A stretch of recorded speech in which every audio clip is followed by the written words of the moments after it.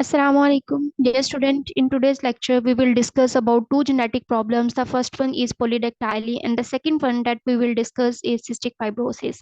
Polydactyly means a person that carry more than five fingers, and it is a genetic problem that run from one person to another person of a particular family.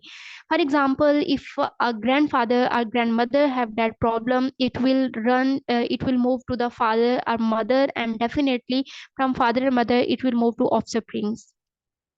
uh, for example, when the process of fertilization takes place, the genes of mother and father both unite and form a zygote that will result in new offspring. ठीक है, इसका मतलब है कि mother और father दोनों के जो अलील्स हैं वो दोनों कंबाइन होती हैं और वो ऑफस्प्रिंग के अंदर जाती हैं. पोलीडेक्टाइली इज अ डोमिनेंट डिसऑर्डर. इसका मतलब है अगर डोमिनेंट अलील होगी तो ही ये डिसऑर्डर अपेयर होगा. तो हम पोलीडेक्टाइली को डोनेट कर लेते हैं कैपिटल पी के साथ.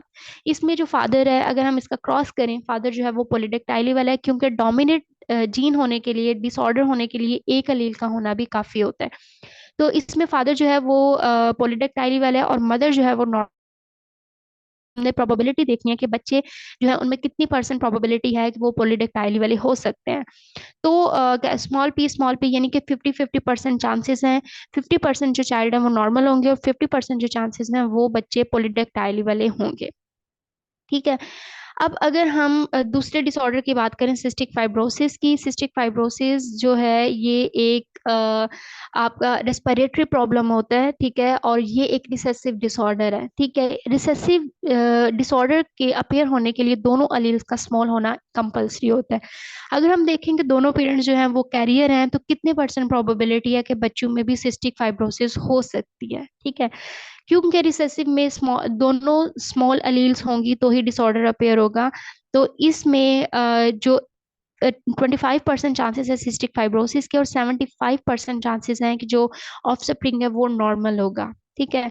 अब हम क्या करते हैं कि फॉर एग्जांपल दोनों पेरेंट्स कैरियर हैं, तो हम सिस्टिक फाइब्रोसिस वाले चाइल्ड के रिस्क को रिड्यूस करने के लिए, कि वो क्योंकि ये एक हेल्दी पर्सन की बर्थ नहीं होती, तो हम जेनेटिक काउंसलिंग के जरिए इसको गाइड करते हैं कि इस पर्सन की बर्थ ना हो. ठीक है, क्योंकि वो नॉर्मल नहीं होता. तो हम क्या करते हैं कि हम इन विट्रो फर्टिलाइजेशन का प्रोसेस करवाते हैं. इन विट्रो फर्टिलाइजेशन एक ऐसा प्रोसेस होता है जिसमें फर्टिलाइजेशन हम आउटसाइड द बॉडी करवाते हैं और एक पेट्री डिश के अंदर हम एग और स्पर्म को फर्टिलाइज करवाते हैं, और with the passage of time जो फर्टिलाइजेशन है वो जाइगोट में चेंज हो जाती है, जाइगोट एम्ब्रियो बनाता है. और इस दौरान हम उस एम्ब्रियो के क्रोमोसोम्स को माइक्रोस्कोप के अंदर डिटेक्ट करते हैं कि क्या कोई क्रोमोसोम ऐसा तो नहीं है, इसके ऊपर कोई ऐसा जीन तो नहीं है जो कि सिस्टिक फाइब्रोसिस वाला है.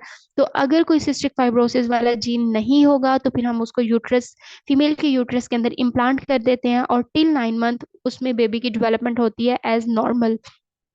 ठीक है.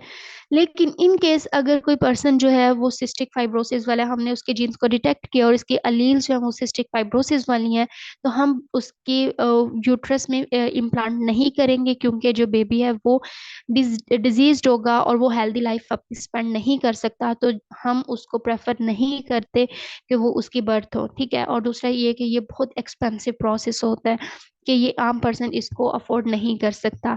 That's all that we have discussed about polydactyly and cystic fibrosis. I hope you like the lecture. If you like the video, please like, share, subscribe. Stay connected. अपना ख्याल रखिएगा. अल्लाह हाफिज.